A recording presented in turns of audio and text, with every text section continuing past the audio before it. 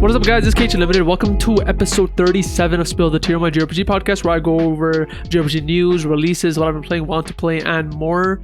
And this episode is going to be another special episode. I wasn't planning for this to be a special episode. It actually just became one starting today, just to catch people up of what's been happening. But the last couple of episodes have been pre-recorded because I had family over staying with me. I couldn't really record while they were here easily, and they're not here anymore. It's just me.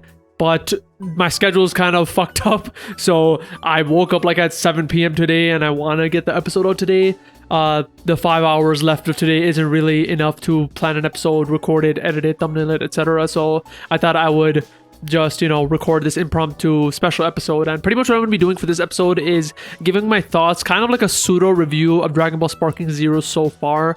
And I thought this was something that I was going to do at some point anyways, because Sparking Zero is a game I've been talking about for a long time. It's a game I've been looking forward to for a long time, and I thought I'd give my thoughts on it because I have been playing since the early access. I haven't been playing it as much recently. I've put maybe 15, maybe 20 hours into it, so I thought I would give my thoughts on it so far and how I like it, what I like about it, what I don't like about it, etc. And that's what this episode is going to be. It's probably not going to be that long. I'm not going to be going like, well, we'll see. I say that all the time, but I don't think I'm going to be going that in depth with everything because along with my family staying over and all that, I have been sick for like the past few days too. And so I'm like 90% over it, but you may still be able to hear it in my voice that I'm kind of sick. And so that is another reason why I kind of can't do a full episode. And in addition to that, because I feel like shit, I kind of look like shit, so I'm not going to be recording with my camera right now. And so I thought it'd make more sense to have just Sparking Zero gameplay for the video version. So if you are watching this on YouTube, you'll be seeing some Sparking Zero gameplay. I haven't captured any yet, so maybe I'll just capture some after recording this. Hopefully I'll have time to, because it is 9 p.m. right now, so I only have a few more hours to make this episode go up today, at least in my time zone. But yeah, let's get straight into Dragon Ball Sparking Zero and my thoughts on it. And so I'm going to be pretty much splitting it into different sections, kind of like the gameplay, the different modes, the story, the UI, music, etc., and kind of going into each one of those things. I think that one of the most obvious ones to start with is gameplay, and I want to start with that. And in terms of gameplay, if you played any of the Tenkaichi games, or at least Tenkaichi 2 and 3, like the newer ones, which are the ones that I'm more familiar with, I think you'll feel right at home in this game. One of the kind of things that people were worried about, or not even worried about, people were wondering about coming to this game is it going to play like Tenkaichi? Can you just like be used to Tenkaichi and come in? And there's a whole thing with they're going to have a classic control scheme and a standard control scheme. People recommended going into classic so you feel more used to it, but I also saw a lot of people just sticking with standard because this is the new standard, may as well get used to it. And what I ended up doing was I stuck with standard, even though the entire time I was like, no, I'm going to go to classic, I want to know how to play.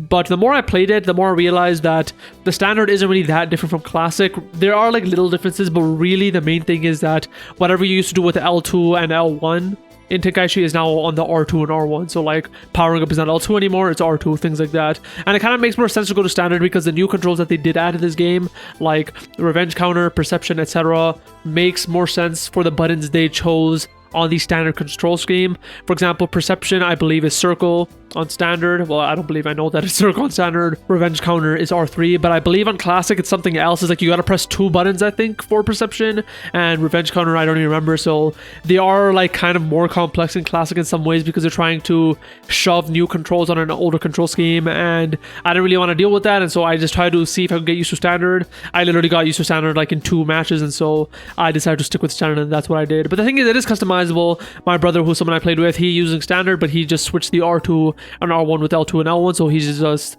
kind of using a control scheme that feels a bit more like classic, but still also has the newer mappings that standard uses too. So it is customizable. You can do what you want. It isn't fully customizable. You can't bind everything because they give a limited selection of buttons for each type of control scheme.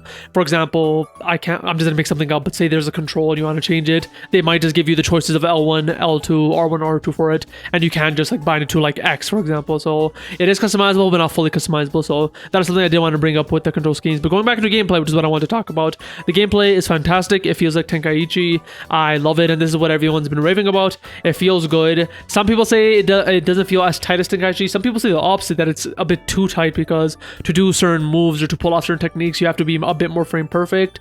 I don't know which one it is. I was always a casual player. I am still a casual player, but this is one of the rare games because I do have some history with it. I do kind of want to get better, so I did like watch a video of how to get out of combos and things like that, just to get a bit better. But yeah, it's not like I'm going into rank matches. I did like one rank match. I somehow barely won, and then like I called it there. I might even put the rank match on the screen if I have it. I did capture on PlayStation. It kind of sucks because the watermark they put covers your health, and that was a cool part about that match because I barely won it. But yeah, I'll see if I could have it in this video in some way. But the gameplay feels like Tenkaichi. It feels nice. It feels like Tenkaichi, but at the same time feels very different in good ways and bad ways. In good ways because it does feel fresh, like the perception, the revenge counter and things like that. Like those are completely new things that like Tenkaichi didn't have.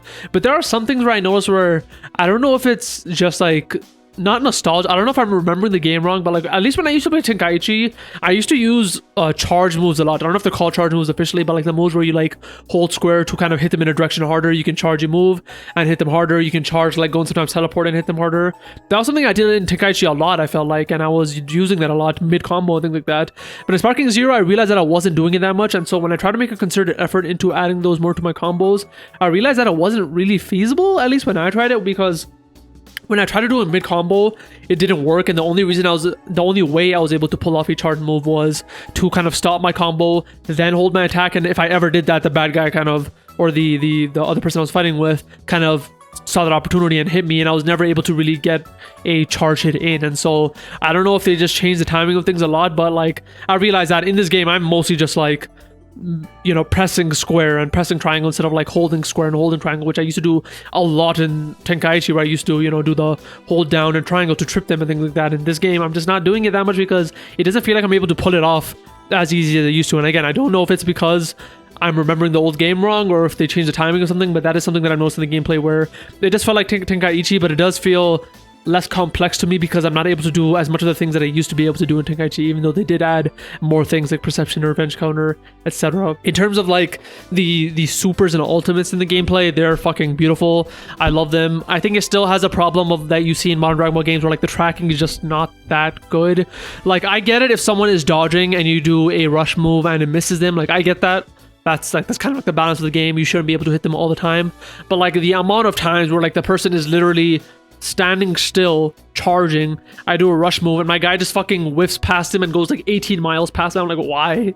There's no reason for that. They're completely still. That's clearly just a lack of the game's something. Like the tracking is just not right, and maybe they did it on purpose. Maybe they made it that the tracking isn't as good to balance the game out more, but like if the person is completely still, or even if they're like barely moving, I would say even if they're like going left and right but they're not like dashing or teleporting, the rush move should hit them. Like it really should. And because it doesn't do that, it does get kind of annoying, and it just does remind me of my PTSD with Xenoverse, where like the tracking in that game is just fucking god awful. And so that is one thing I noticed. The rush attacks, I feel like the tracking could be better, but like it's not like the end of the world or anything. I still enjoy the game a lot through the gameplay. The ultimates, the actual like key moves, they're beautiful. I haven't really had a problem with them tracking. They miss a lot, but like it never feels that unfair. It feels like whenever it misses, I'm like, yeah, that's on me. I should have like done it better, because if I hit someone far and use a key move, I feel like 7 or 8 times out of 10 it will hit them if I set it up right. Where with a rush move, even if I feel like I set it up, it doesn't feel like it hits them a lot of the time. But yeah, gameplay has been great so far in terms of that, and I'm not sure what else to talk about in gameplay. Like they have like transformations, those are still good. Yeah, there's nothing really new with that, so I think I'll call it on gameplay there. But again, this is a podcast, so like if I remember something about a gameplay while I'm talking about other stuff, I'll go back to it. It will be kind of loosey. I'm not going to be strictly going through the sections. I'm just going to be talking about the sections one by one, just to have some sort of organization of my thoughts. But again, if I don't stick to it, it is what it is. So from here we'll kind of talk about some of the modes. So story mode is something that I can talk about in this game. Story mode is interesting because, at least from what I've seen online, some people like it, some people don't. I think more people like it than don't, but for me it's cool to me. But I think I still would have preferred just like a more original story mode.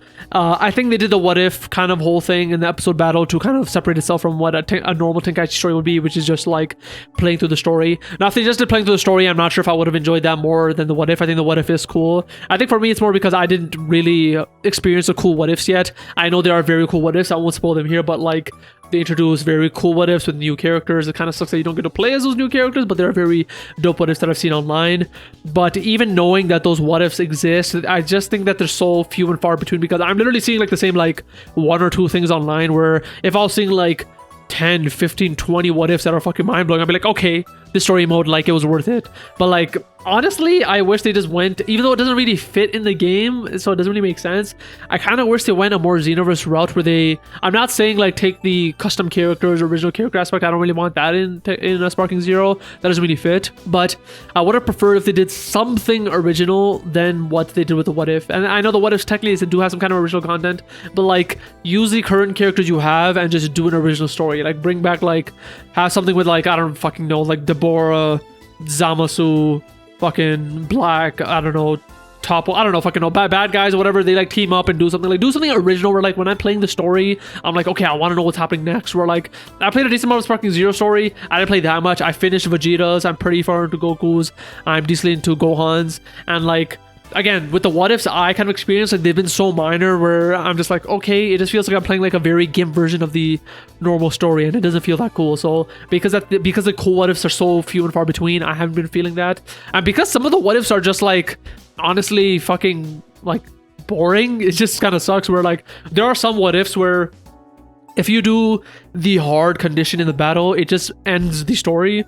For example, I think this is one of them where like I was fighting Majin Buu and I beat him very fast, which should be a good thing, and because of that I saved the world, and then that was all. That was a What If. The fork ended right there, and to continue the story I literally had to play worse than I already was, and I'm like, that's weird. And I've had to do that multiple times. I was fighting like Black and Zamasu and I beat their asses too fast, and so I had to kind of go a bit slower, but if I was going a bit too slow then I would die, so I then have to fight again, and I'm like, what the fuck is going on here? It's like, come on, like if I do the easier thing, let me continue the story, and if I do the harder thing, then give me the cool What If. Like I'd get that, but like it was just very weird the way they split some of the forks, and so like I wasn't really that a fan of that. So in terms of the actual like story mode, or it's called episode mode in this, I think they could have done more with it. It doesn't feel that cool, and I haven't even like mentioned that the actual execution of the episode mode hasn't been the greatest, where like people have talked about this, but like the actual like cutscene methodology they went with this isn't that cool. Where they have some cutscenes which are really fucking cool where you can go first person. I love that. I love randomly going first person to Goku and he's just like looking at Goten or whatever, and you can just look around as a character. I really fucking love that. But when they do the slideshow aspect, I'm like, I kind of don't love that. And I know some people are saying it's like they want to show off like the custom battle mode and how you can make story mode with that, and I'm like, that's not what this is though. If they want to show off custom mode, they would have done it in the custom mode, which they did. This is just laziness isn't the right word. It's just budget saving. That's what it feels like, and I've seen other games do that. Scarlet Nexus is another game that I love that did that too, which kind of hurt the game in my opinion. And this game having that, I'm like, I like when I see it, I can clearly like imagine like, yep, they clearly did this because they want to focus on the gameplay and they couldn't allocate as much resources to the story.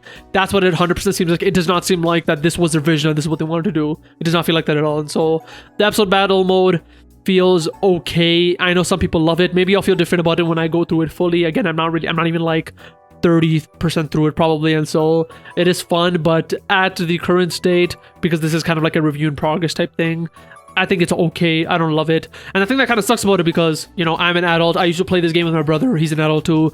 We don't really get to play together that much now. And so, like, the only thing I can really do on my own is the story mode or, like, the custom battle mode, which I'll go over. And I'm not that much of a fan of online. I'm just, like, not that type of player. And so the story mode is really the main thing that's supposed to draw me to the game. And I'll literally feel like sometimes where, like, I'm working and I'm like, oh, I can't wait to finish work and play Sparking Zero. And I'll hop on Sparking Zero and I'll play story mode for, like, 20 minutes. And then I'm like, okay, I guess I'm done for the day. Like, I don't really, it feels like there's not that much to do in the game is what I'm saying. I think they could have had more in the game to do, or like the story mode more engaging, but again, that's just me personally, because I'm more of a single player story mode type of guy.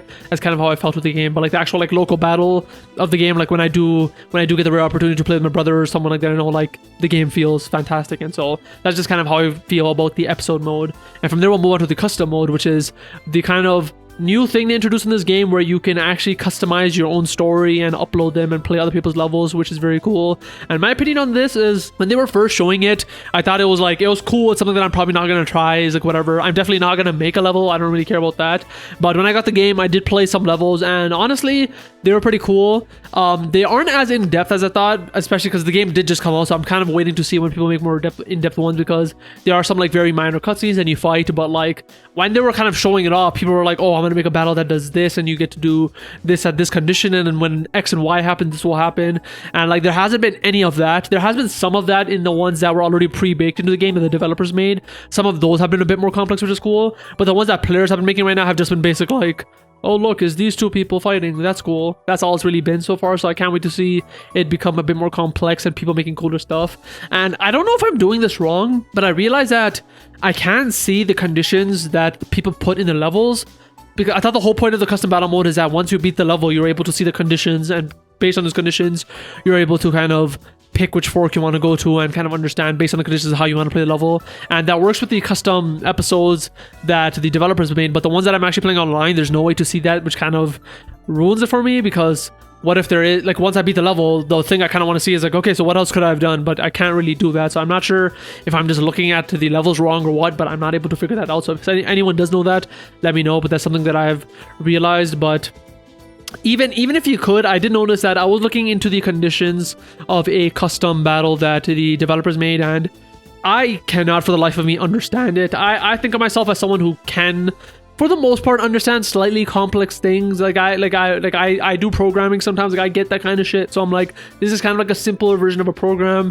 You kind of see like the if structure and stuff. But like when I was looking, I'm like, I don't know what the fuck I'm looking at. Even after reading their like tutorial thing that they show you, I'm like, okay, there's 3 tables and like based on the conditions, it does something. But I literally try to trace a path of like one of the battles I did. I'm like, okay, let's see how it would have gone through these tables, and I just don't understand it. I literally do not get how to read the chart of conditions. And so when I did a custom battle and I was looking at the conditions to see if I could do another path, I'm like, I literally don't understand what I'm supposed to do to get the other paths, and I kind of gave up on it after a few custom battles. And so the custom battles mode, I think, is really fucking good. Like, objectively, it is a cool mode. I just think it needs a bit more time to bake and to see other people do cooler stuff, and I can't wait until it gets to the point where people can actually make an entire saga, because people do, like, I think developers also said that you can literally have a level and then it unlocks a new level and then you can play that after, etc., etc. And I'm not sure if players can do that, because I know the developers have some levels like that. And so someone can make an entire like arc of a character doing something, that'd be cool. And I don't think the actual game facilitates that. Like, I don't know if you could actually do, like, once you end a level, like, there's gonna be a button prompt to actually go to the next level automatically. I don't think there's anything like that, which kind of sucks.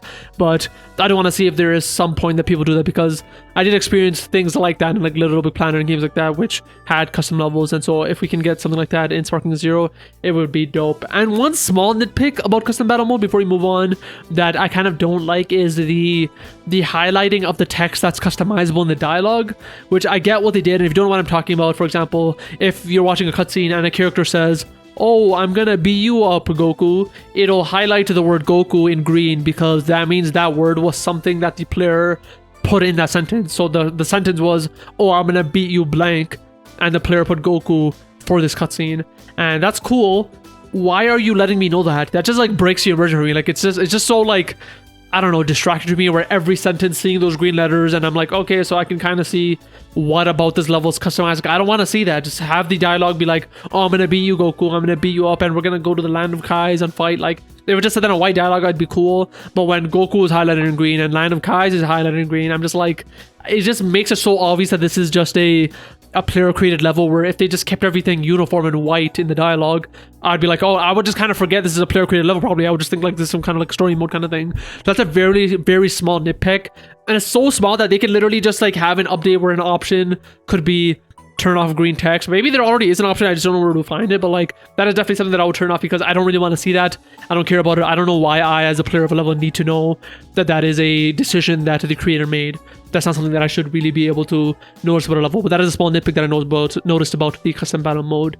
And the next thing we'll move on to is customization. So in terms of customization, this is something that's kind of been in Tenkaichi, where like you could put on different costumes for characters, you could do different color schemes of characters, and it's always been pretty dope. And a lot of people were excited in Sparking Zero because it seems like they were doing a good job. Like, yo, they're adding customizations, they've been showing different costumes.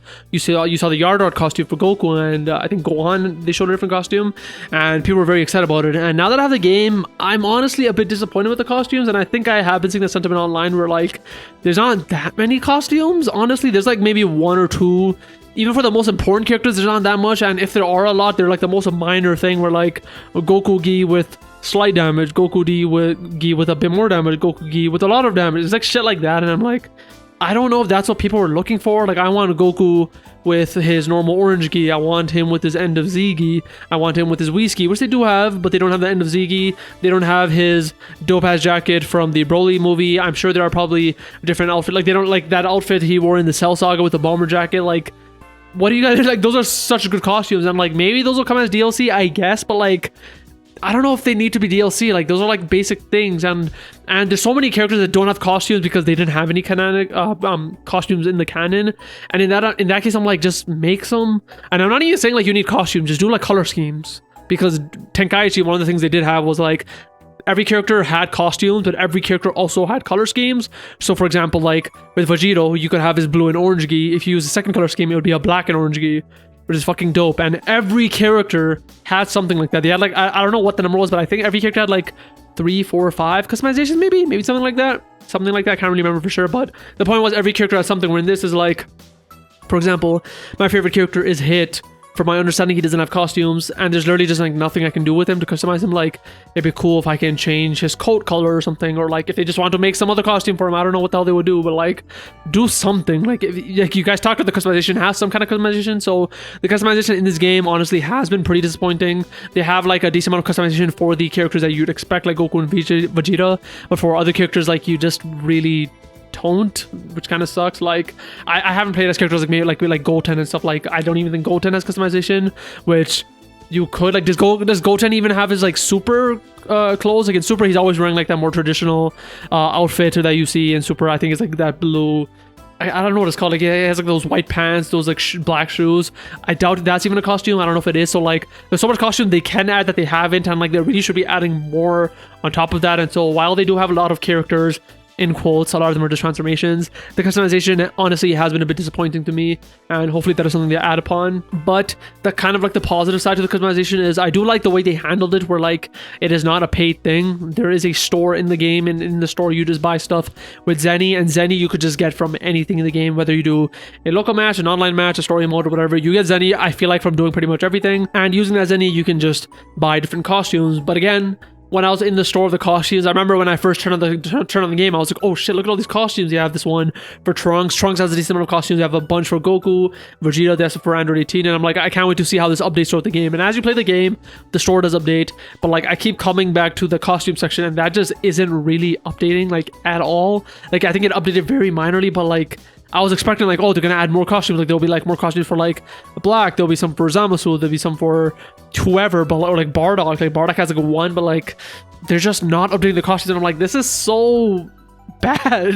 Like when I was looking at the costume screen, because like I want to say like 30% of it is Goku, then you have like 20% of being Vegeta, then you have some Trunks and some like Android 18, some like side characters, and then like you just don't have that much. We're like at the minimum as they were developing the game, like I feel like they should have had like a thing where they're like, okay, every character gets 3 costumes at the minimum, whatever they are, whether they're fake, they're real, or whatever, like whether they're canon or not. Every character should have 3, and then on top of that is when they're like, okay, Goku should have like a fuck ton because, you know, he has a lot of costumes in canon, Vegeta has a lot, Future Trunks has a lot, etc. And so, because like again, as a hit player, if you're playing as a character that doesn't have costumes, it just feels like you've been shit on. It's like, I kind of want to customize my character more, but I kind of can't because I decided to choose a character that's not, you know, as mainstream, I guess, as like the one I chose. And so customization is something I feel like they could do better. Maybe they will do better. We will see. They can, you know, alter this with DLC. Hopefully if it does come, I feel like this is something that should be free DLC. I cannot see them being like, okay, we added the Goku Cell Saga bomber jacket, we added Piccolo's Post Boy shirt,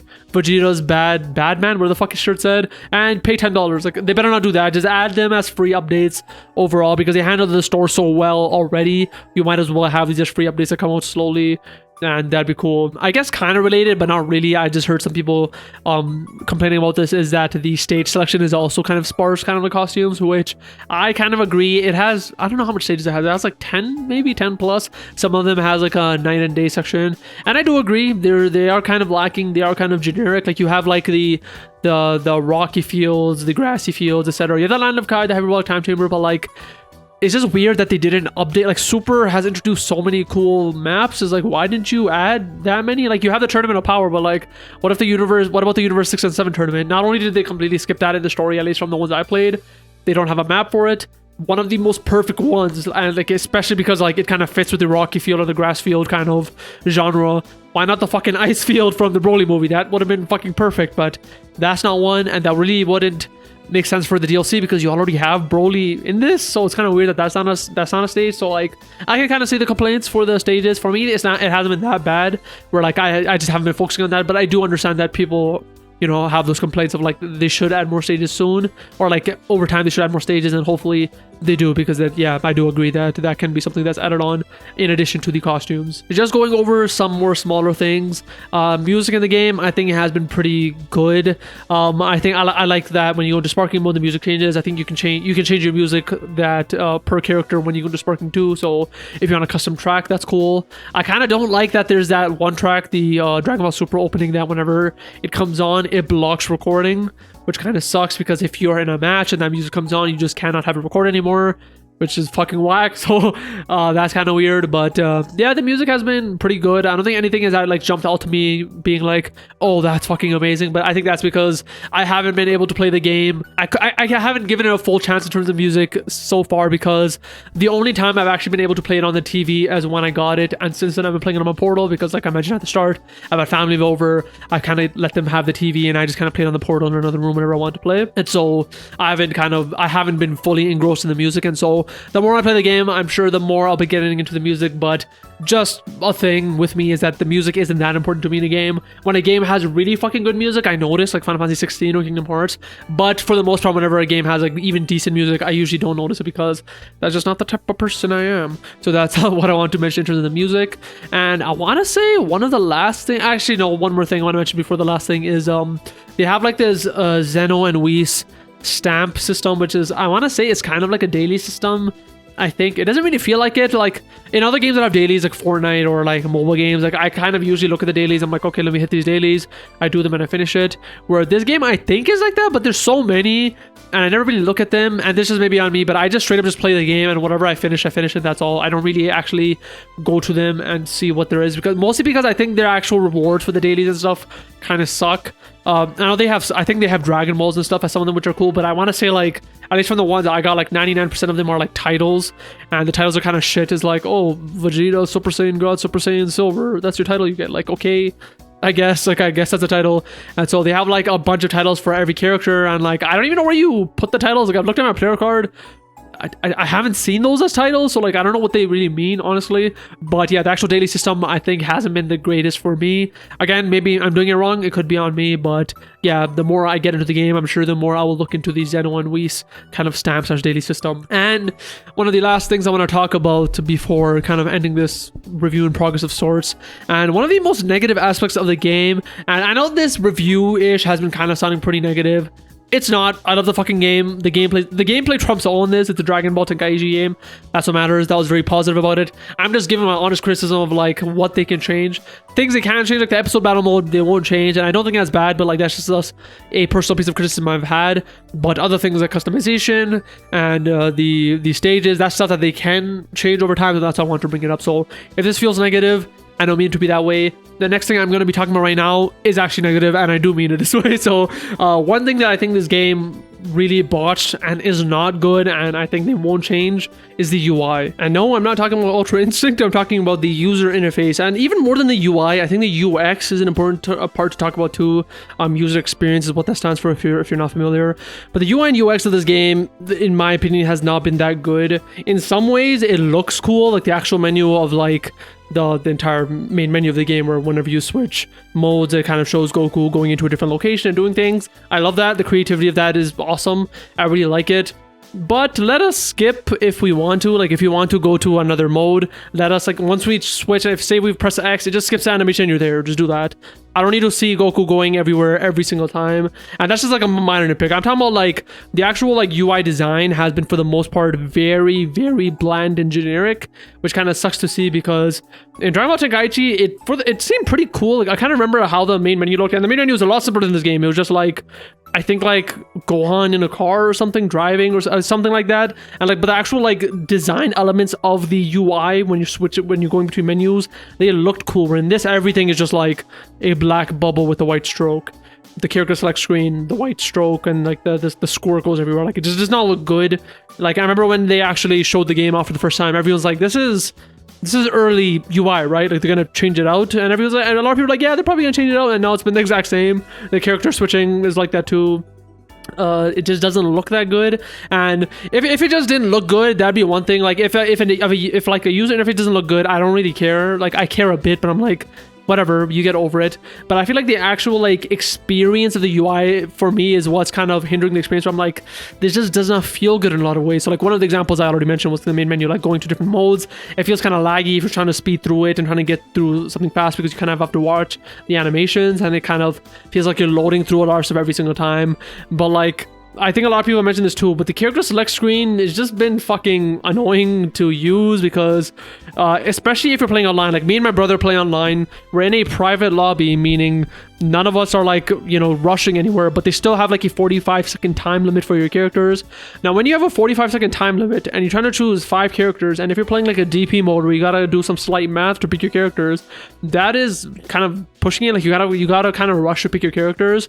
And what kind of sucks is every time you pick a character, you have to wait for them to load in, and then they jump out of the screen, then they land somewhere else, and then they show the next character, and that wastes like 5-6 seconds in itself. Then you gotta pick another character, and like you gotta do that with every single character. Like literally you have to add like an extra 5-second overhead per character you're choosing, which just like, especially when you have the 45-second limit, I'm like, what are you guys doing? Like you don't need this hopping animation if you're going to be giving this enforced time limit. Or if you want to do that, remove the time limit, especially if this is a private lobby. Like some decisions that are just very bizarre like that, which I don't like. And so that is something I noticed. Like the character selection screen UI in general just is not good. They do have some slight filtering system, which is nice to see. If you couldn't change the order at all, it would suck. But man, like I just don't like how they handle the character selection screen at all. And honestly, there are little things they can like add to make it better. Like for example, being able to, you know, pick characters easier when you're online in DP mode. Why not just remove or at least black out characters that you don't have enough DP for? So if you chose, say, 10 DP worth of characters and you have 5 DP left, just gray out all the characters that are more than 5 DP and put them at the bottom of the list, so I can only see the characters that are viable.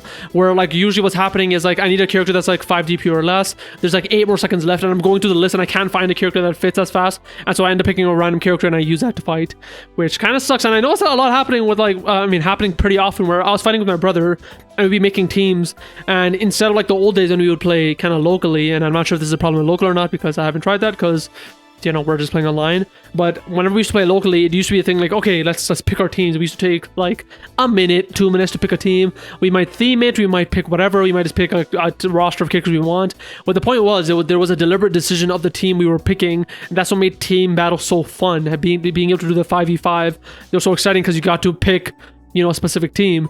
And so when you have this where like they're kind of rushing you, what ended up happening, especially I saw this with my brother, where he'd just be like, I just don't feel like switching my character, because he knows he doesn't have enough time to pick the team that he wants. Or like even if he does, like he wants to like spend like at least like a minute, like give me some time to sit down and look at the fucking characters. But by the time you even look at the character, like the time is just done. Like it's just really fucking annoying.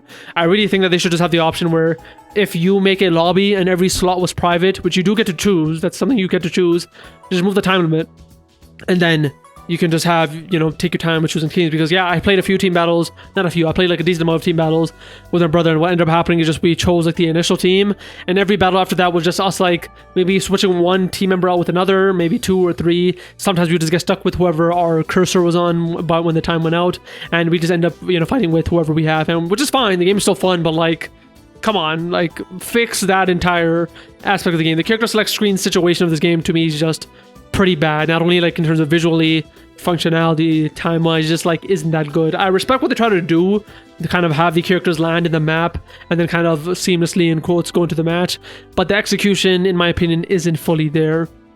And yeah, just like the UI overall, like another small example, the UI, this is a very small example which I noticed, I'm like, this is kind of weird, is I was going through the menus of the settings and I want to, I think, change the character binding, and every single menu looks the same. It's like this black bubble with a white stroke, but then like they would be partitioned and you wouldn't know. So for example, I'd be in the control bind section, and the top 5 prompts are all black bubbles with white strokes, but those are different from the bubbles under it. And as you scroll, the bubbles under it would scroll, but the top 5 would not change. So like there's supposed to be different things, like there's supposed to be different partitions, but they look exactly the same. I think the spacing wasn't really that different either. And so like when I was trying to find control binds, I'm like, what the fuck am I looking at? And like when I'm like talking in chat with my brother and stuff, I'm like, I just gave up and just played the game. And so like the UI really could use an overhaul. I know they're not going to do it because why would they, but like yeah, like everything else that I criticize in this game has been very minor. Like if they don't change like the other stuff I said, like the episode mode, custom battle mode, whatever the hell I mentioned, like I don't care. Like I love the game. It's fine. Like the game is objectively very good,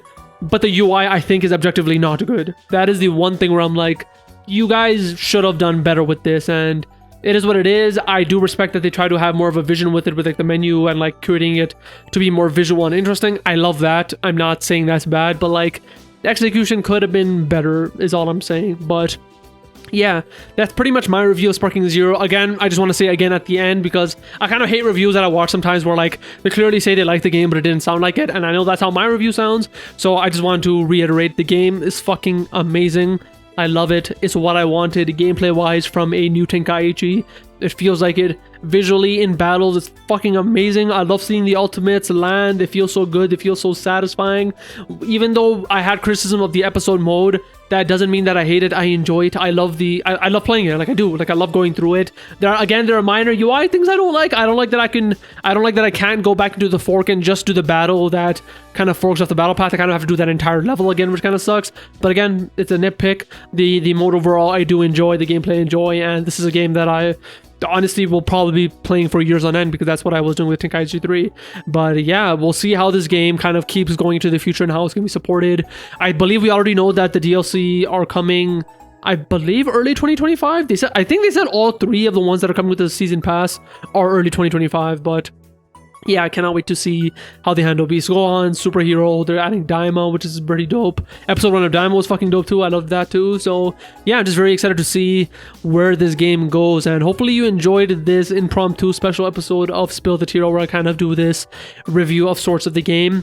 I'm sure I'll be talking about the game more and more over the weeks, and that'll probably just be in my regular Spill the Tearal episodes in my What I've Been Playing section. But yeah, hopefully you enjoyed it, because if I had this in a normal episode, it would be way too long. If you're seeing the length of this episode, it is like nearly 40 minutes. And so yeah, hopefully you enjoyed this episode. Remember to subscribe if you're watching on YouTube. I upload this on Cage Limited and Spill the Tearal. I upload slightly different things on each channel, so if you want to check them both out, feel free. I have a Twitter at Spill the Tearal, which I tweet on sometimes too. And if you are listening on audio services, I would really appreciate it if you'd give it a 5 stars. It helps immensely get this podcast out to more people. So thank you guys for watching.